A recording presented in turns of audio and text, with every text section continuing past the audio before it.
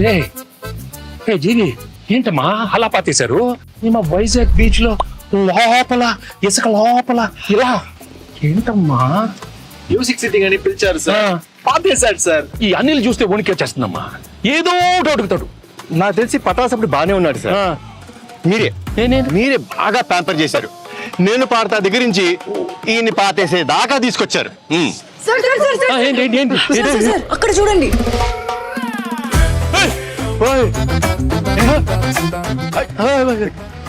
అనిల్ ఏంటి అనిల్ ఈ కత్తి? కత్తి లాంటి ప్రమోషన్ చేస్తున్నానని ఫ్యాన్స్ నా చేతిలో కత్తి పెట్టి ఈ తలపాగా పెట్టి కాన్సెప్ట్ కింగ్ అని ఒక బిరుదు ఇచ్చారు sir.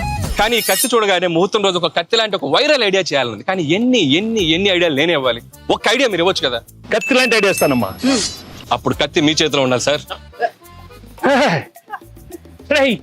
Can I know that idea sir? I want to, I am very curious. All the best. You want ideas? Yes, come on. Yeah, nice idea.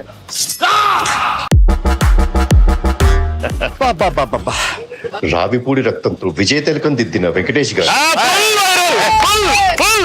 ఎలా ఉంది అనిల్?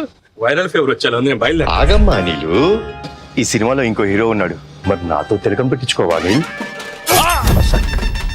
వీర తిలకం అమ్మాయిలు కదా పెట్టాలి. ఇద్దరిలో ఒక్కరు పెట్టండి ప్లీజ్.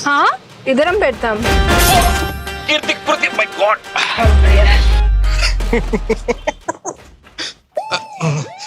బాగా ఎంజాయ్ చేస్తున్నట్టున్నా. జీవి గారు బ్రేక్ఫాస్ట్. వద్దురా, నా కడుపు నిండిపోయింది. ఎంత రాయలసీమ బ్యాక్ డ్రాప్ అయితే మాత్రం మరీ అంత రక్తపాతం అవసరమా? మనది ఫ్యామిలీ బ్యాక్ డ్రాప్ ప్లీజ్.